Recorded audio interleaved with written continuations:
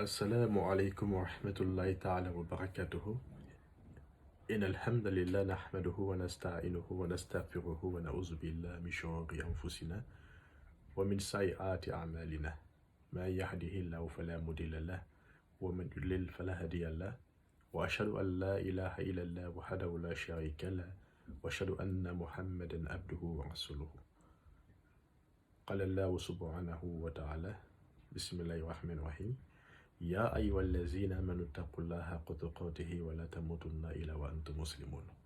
وقال الله سبحانه وتعالى بسم الله الرحمن الرحيم يا أيها الذين آمنوا اتقوا الله وقولوا قولا سديدا يصلح لكم أعمالكم ويغفر لكم ذنوبكم ومن يطع الله ورسوله فقد فاز فوزا عظيما. Allah, point de divinité à part lui, le vivant, l'absolu, celui qui subsiste par lui-même Al-Qayoum. Ni somnolence, non sommeil ne le prenne à lui tout ce qui est dans les cieux et sur la terre.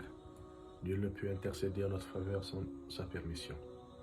Il connaît le passé des hommes et leur futur, et de sa science les hommes n'appréhendent que ce que Dieu veut. Son piédestal est aussi vaste que les cieux et la terre, dont la garde ne coûte aucune peine, car il est Allah, en vérité, le très haut, le très grand.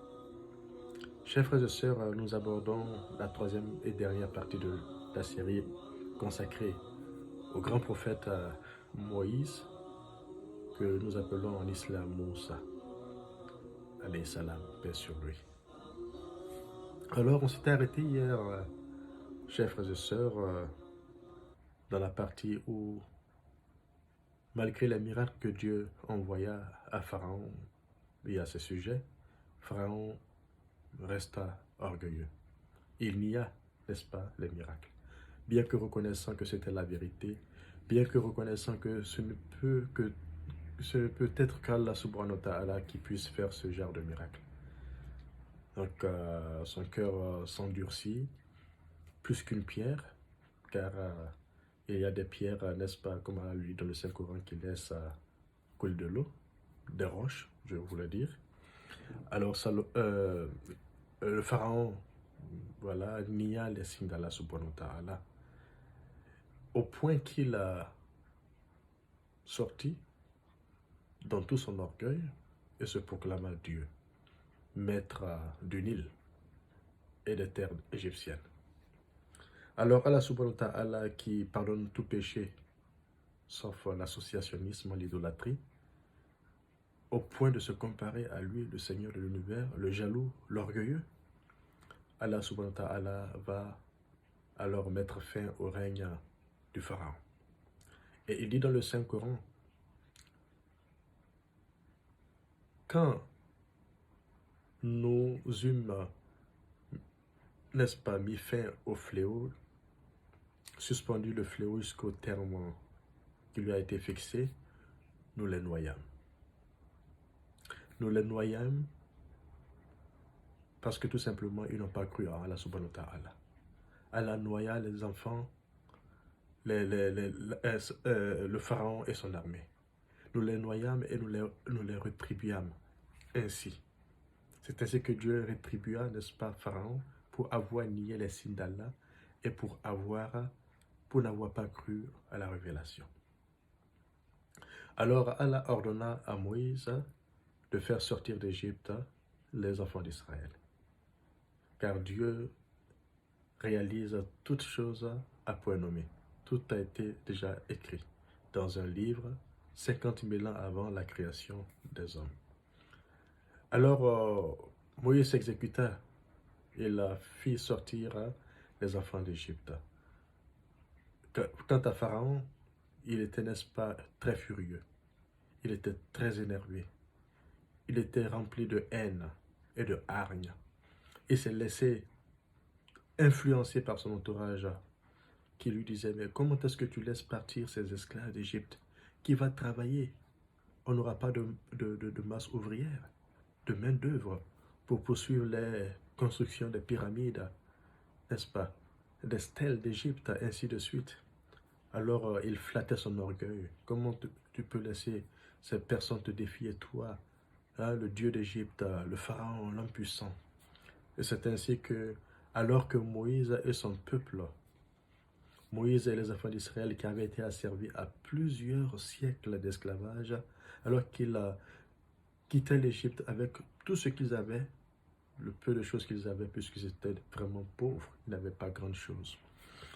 Et Pharaon se mit à leur poursuite, avec hargne, avec acharnement. Il se mit à leur poursuite puisqu'il voulait vraiment en finir, en découdre, voyant qu'il avait perdu contrôle sur voilà, les enfants d'Israël.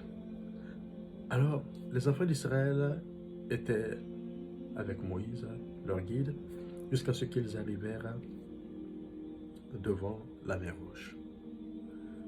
Et ils aperçurent à distance se lever la poussière.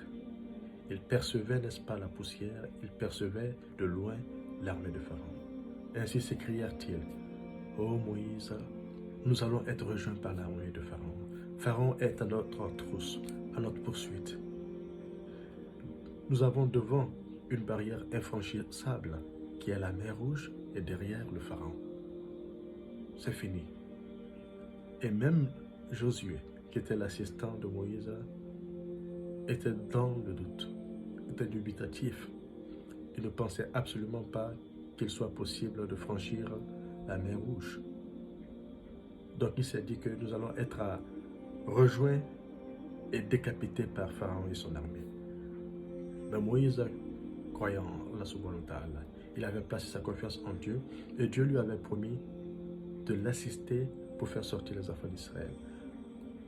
Il avait avec lui, n'est-ce pas, son bâton et il attendait que l'ordre d'Allah subhanahu wa ta'ala. Ainsi Allah lui révéla, « Tape avec ton bâton la mer Rouge. » Chers frères et sœurs, que ne fut pas la surprise de ceux qui regardaient ce jour. Imaginez-vous ce jour, être ce jour parmi le peuple d'Israël, parmi les enfants d'Israël.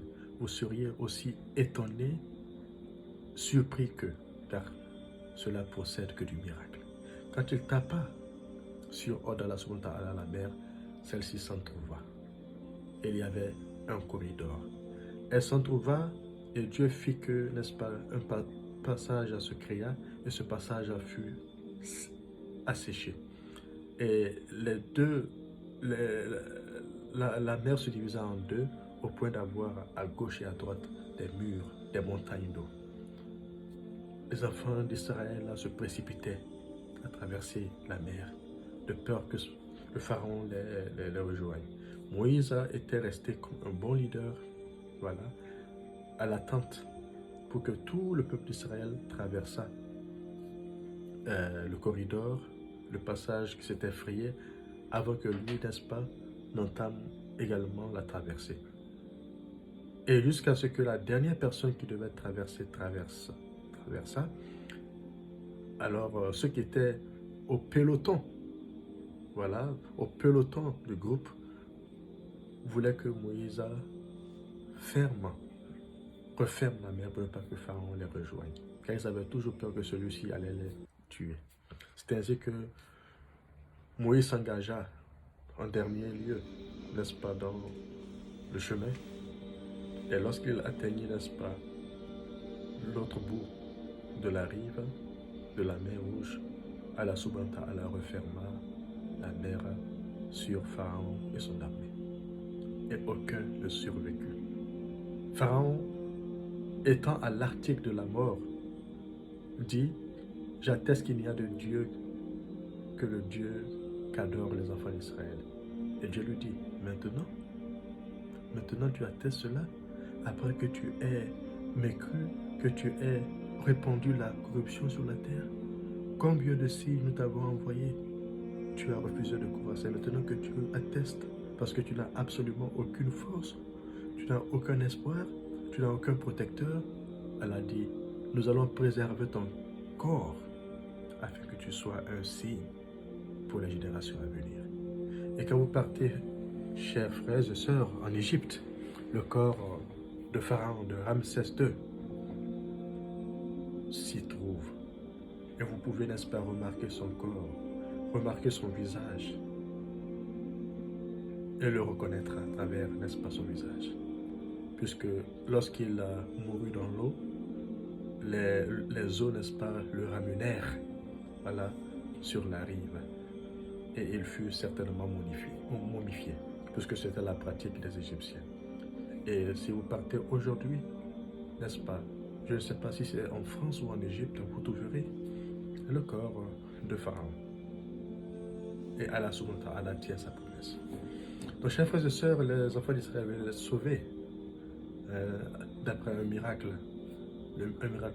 qui s'est produit devant leurs yeux. Alors Moïse les conduisit sur ordre d'Allah subhanahu wa ta'ala dans le désert vers la terre promise, car Dieu leur avait promis une terre. Et passant devant un peuple qui adorait des idoles, les enfants d'Israël demandèrent à Moïse, peux-tu vraiment nous faire une idole comme ce qu'adorent ces gens-là? Moïse leur répondit, mais vous êtes des ignorants, malgré ce que Dieu a fait pour vous. Il vous a sauvé de Pharaon qui vous asservissait pendant des siècles. Il tuait vos enfants mâles et épargnait vos filles. Ce fut certes une épreuve difficile. Et vous demandez une idole, vous oubliez déjà Dieu qui vous a, n'est-ce pas, sauvé de l'oppression de Pharaon. C'est ainsi que Moïse s'adressa à eux. Car les enfants d'Israël avaient été tellement tourmentés par Pharaon qu'ils avaient perdu, chers frères et sœurs, la raison. Ils étaient devenus ignorants. Alors, Allah subhanahu wa ta'ala leur accorda du ciel un nuage pour les protéger du soleil et fit descendre du ciel la maille et l'écaille, la maille céleste et l'écaille, une nourriture venant directement du ciel. Mais les enfants d'Israël n'étaient pas toujours satisfaits. Après un moment, ils demandent à Moïse, dis à ton Seigneur de nous envoyer la nourriture que nous mangeons en Égypte, telle que l'oignon, telle que l'ail, voilà, les lentilles. Et Moïse leur répondit, mais vous êtes vraiment des gens insatiables. Vous êtes toujours insatisfaits. Allah vous donne une très bonne nourriture et vous préférez ce qui est moins bon que cela. Il dit, si vous voulez cette nourriture, allez dans les villes. Voilà, pour procurer cette nourriture. Allez dans la ville où se trouve ce peuple. Je vous invite à les combattre, à les faire sortir de la cité, afin que vous y rentrez et que vous soyez vraiment, n'est-ce pas, les dominants dans la cité. Et le peuple d'Israël, les enfants d'Israël qui étaient des gens chicaniers, répondirent de manière insolente à leur prophète qui avait vraiment sacrifié sa vie pour eux. Il leur dit, va toi-même te battre avec ceux qui s'y trouvent. Quand tu auras gagné, nous y rentrerons. Alors Moïse ne trouva pas même 3 personnes qui étaient prêtes à rentrer dans la ville et se battre. C'est-à-dire que c'était seulement lui et son frère Aaron, parce qu'il avait vraiment autorité seulement sur son frère. Les enfants d'Israël ne le respectaient pas, malgré tous les efforts qu'il a fait. Malgré tout le succès enregistré, les enfants d'Israël restaient toujours irrespectueux de leur prophète. Alors Allah les condamna à errer dans le désert, sans destination, pendant 40 ans. Pendant 40 ans, ils errèrent dans le désert. Ce fut la punition. Ils n'avaient absolument pas de terre. Ils étaient, n'est-ce pas, des apatrides, comme on le dit. Alors, c'est ainsi que Allah subhanahu wa ta'ala donna rendez-vous à Moïse au mont Sinaï, lorsqu'ils arrivèrent, c'est-à-dire Moïse et le peuple d'Israël. Allah lui donna rendez-vous au mont Sinaï.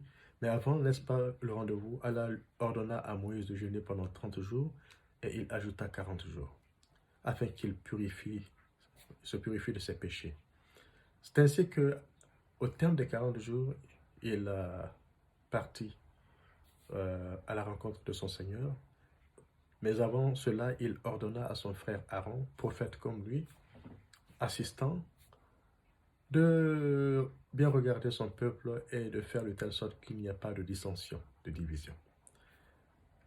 C'est sur ces mots que Moïse se rendit sur la montagne pour rencontrer Allah subhanahu wa ta'ala. Et il est rapporté que Allah subhanahu wa ta'ala communiqua avec Moïse sur la montagne, voilà, à travers un nuage. C'est ainsi que Allah subhanahu wa ta'ala communiqua avec lui.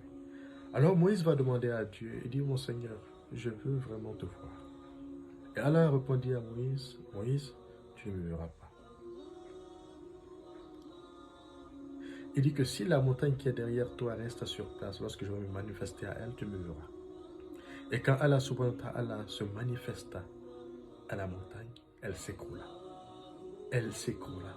Et Moïse tomba évanoui.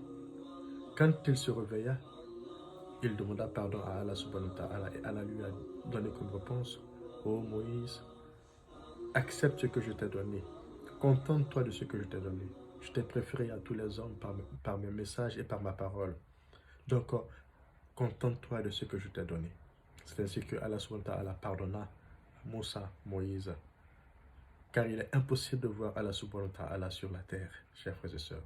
Sa lumière est si forte qu'elle peut pulvériser la terre.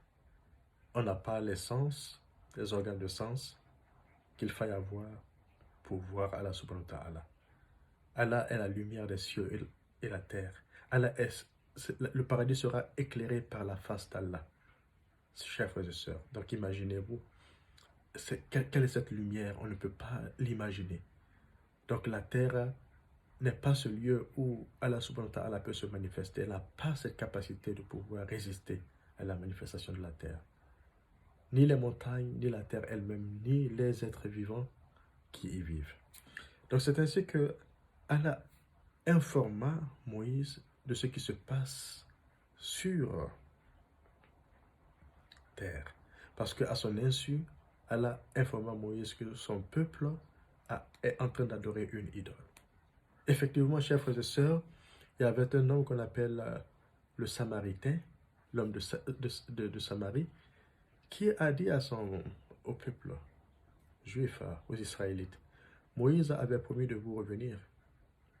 30 jours après, il n'a pas tenu sa promesse. Je vais vous suggérer des dieux. Donnez-moi tous vos bijoux en or, afin que je puisse faire un veau, qui va être un dieu et que vous allez adorer. Car on ne peut pas rester comme ça sans Dieu. C'est ainsi que les Israélites, ignorants, donnèrent leurs bijoux en or. Et le Samaritain fit, n'est-ce pas, l'image d'un veau. Et comme il était vide, lorsque le vent souffle, il y a un bruit qui sortait. C'est ainsi qu'ils faisaient du bruit et ils étaient réjouis. Ils étaient en effervescence, en ébullition comme des enfants, comme des adolescents. Alors que Moïse était parti à la rencontre de Dieu pour recevoir les tablettes, qui étaient, n'est-ce pas, en pierre, 2 tablettes sur lesquelles étaient inscrites les 10 commandements d'Allah subhanahu wa ta'ala. Et quand il revint sur terre, il était très énervé, très remonté, car il était de nature nerveuse. Alors il attrapa son frère avec force en lui disant: Aaron, comment tu as pu faire cela? Je t'ai dit de surveiller le peuple. Il dit: mon frère ne me prend ni par le col ni par la barbe. Oh, fils de ma mère, ne fais pas que se réjouissent les ignorants, n'est-ce pas, de ce qui m'arrive. Ne fais pas qu'ils me tournent en dérision. J'ai pas voulu, n'est-ce pas, agir pour ne pas que tu dises que je les ai divisés, que j'ai créé la dissension au sein du peuple. C'est pourquoi j'ai préféré que tu arrives. Ainsi, Moïse se retint, et le retint son souffle et demanda pardon à Allah subhanahu wa ta'ala de pardonner à lui et à son frère Aaron. Car en vérité, il n'y était pour rien. Et Allah subhanahu wa ta'ala ordonna à Moïse de dire aux gens, pour se faire pardonner, pour que Allah leur pardonne, qu'ils tuent ceux-là qui ont pratiqué l'associationnisme, l'idolâtrie. C'est ainsi que ceux-là qui n'étaient pas associés à cela, à l'adoration de cette idole, de ce veau qui mugissait, ils tuèrent, n'est-ce pas, leurs frères qui avaient fait montre d'une telle ingratitude. C'est ainsi que Allah subhanahu wa ta'ala leur pardonna. Et Moïse resta avec son peuple un moment. Et Allah subhanahu wa ta'ala accepta qu'un certain nombre d'entre eux, les plus pieux, partent à sa rencontre. Donc Moïse fit la sélection de 70 personnes parmi les plus pieux des enfants d'Israël de cette époque et parmi les plus âgés qui partirent à la rencontre d'Allah subhanahu wa ta'ala au pied, voilà, du mont Sinaï. Et quand ils y arrivèrent, eux qui sont considérés aussi comme les plus pieux, dire à Moïse, quand ils ont vu Moïse communiquer avec Allah subhanahu wa ta'ala à travers un nuage, voilà, ils dirent à Moïse, nous ne croirons à toi et à ton Seigneur, si, à moins que tu nous montres Allah subhanahu wa ta'ala. On veut le voir. C'est ainsi que la foudre et l'éclair tombèrent sur ces 70 personnes et ils tombèrent raides morts. Et Moïse dit à Allah subhanahu wa ta'ala, oh mon Seigneur, si tu voulais nous détruire, tu l'aurais fait depuis parce qu'on a tellement péché contre toi. Voilà, depuis le début de ce voyage. Oh mon Seigneur, ne nous châtie pas pour ce que des ignorants parmi nous ont fait. Oh Allah, pardonne-nous. C'est ainsi que Allah leur pardonna. Allah est le grand pardonneur de tout miséricordieux. Malgré toutes ces erreurs que les enfants d'Israël commirent, Allah les choisit au-dessus de tous les peuples de cette époque. C'était le peuple choisi d'Allah subhanahu wa ta'ala. Donc Allah ressuscita les 70 personnes. Il les ressuscita. Il les pardonna et il les ressuscita. Donc l'histoire de Moïse est en train de s'achever, chers frères et sœurs. Alors on parle maintenant de la mort de Moïse. Comment est-ce que Moïse est mort? En vérité, lorsque le jour de sa mort arriva, puisque personne ne vivra éternellement, Allah subhanahu wa ta'ala dit dans le Saint-Coran, Kulli nafsin za'ikatul maut, toute âme goûtera la mort, nous sommes tous appelés à retourner un jour à Dieu. Alors, selon un hadith du prophète Mohammed sallallahu alayhi wa sallam, il est rapporté que l'ange de la mort vint à Moïse pour prendre son âme. Et Moïse lui donna un coup de poing, voilà, du côté de l'œil. L'ange de la mort se retourna à Allah subhanahu wa ta'ala et dit à Allah, celui vers qui tu m'as envoyé pour prendre l'âme ne veut pas partir. Allah dit à l'ange de la mort de dire à Moïse de mettre sa main sur le dos d'un bœuf. Et les poils que cela va prendre, c'est-à-dire les poils qu'il va prendre en mettant la main sur le dos du bœuf, chaque poil consistera, n'est-ce pas, à une année de plus qu'il doit vivre. Et il demanda à Allah subhanahu wa ta'ala, et après, mon Seigneur, Allah lui dit, mais tu vas mourir. Quand tu auras épuisé tous ces poils, tu vas mourir. C'est ainsi qu'il a demandé à Allah subhanahu wa ta'ala de prendre son âme, car il n'était pas nécessaire de faire tout ce nombre d'années et ensuite mourir. Chers frères et sœurs, ça c'est l'histoire de Moïse que j'ai racontée de manière liminaire, puisqu'il y a beaucoup d'autres épisodes qui peuvent être racontés de son histoire, tels que la rencontre avec l'homme vert, El-Khidr, voilà, qui est raconté dans la sourate Al-Kahf, l'histoire de Moïse et de la vache, qui est dans la sourate 2 du Coran, Al-Baqarah. Donc il y a beaucoup d'épisodes. Et comme j'avais dit au début, c'est l'homme qui est le plus cité dans le Coran, le prophète le plus cité dans le Coran. Quelles leçons pouvons-nous retenir, chers frères et sœurs, de cette troisième et dernière partie de l'histoire de Moïse? C'est de savoir, chers frères et sœurs, que Allah subhanahu wa ta'ala nous teste. Allah peut nous apporter le bonheur au moment où on crie à l'aide, on demande son aide. Mais Allah subhanahu wa ta'ala nous éprouve, car on a été créé pour être éprouvé. Ne l'oublions pas. L'être humain a été créé pour être éprouvé. C'est en cela que Allah subhanahu wa ta'ala dit que nous vous éprouverons sept, pour différencier ceux qui croient en Dieu et ceux qui ne croient pas en Dieu.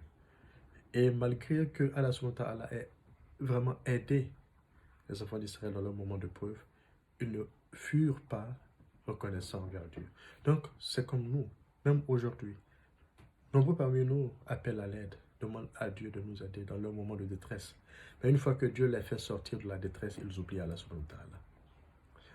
Ils se livraient à de longues prières lorsqu'ils avaient des problèmes.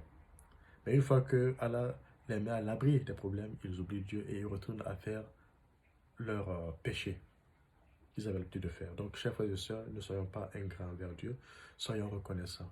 Car Allah dit dans le Saint-Coran que si vous êtes reconnaissants envers moi, assurément, certainement, j'augmenterai pour vous mes bienfaits. Ça, c'est la première leçon. Soyons toujours reconnaissants envers Dieu. Car quand on est avec Dieu dans les moments dans le moment d'aisance, parce qu'il est très difficile d'être avec Allah subhanahu wa ta'ala dans les moments d'aisance. Mais quand on le fait, Allah sera avec nous dans les moments de détresse, Allah se rappellera de nous. Ça, c'est la première leçon.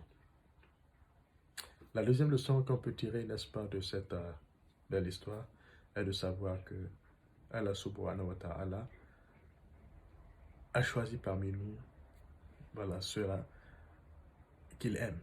Il a donné à chacun de nous une subsistance, à chacun de nous une part de ses providences. Donc, soyons satisfaits, contentons-nous de ce que Allah nous donne. Voilà. Ne nous comparons pas aux autres. Voilà. On peut faire des invocations dans la mesure, dans les limites que Allah subhanahu wa ta'ala a prescrit, mais n'allons pas au-delà. Soyons reconnaissants envers Dieu. Tout ça, c'est la reconnaissance. Car Moïse, malgré tout ce que Dieu lui avait donné, quand même voulait plus. Voilà. Donc ne soyons pas comme ça. Cherchons à être reconnaissants envers Dieu. Contentons-nous de ce que Allah subhanahu wa ta'ala nous donne, puisqu'il nous donne cela sans que nous lui demandions. Alors on se dit à la prochaine pour une autre histoire. Salam alaikum wa rahmatullahi ta'ala wa barakatuh.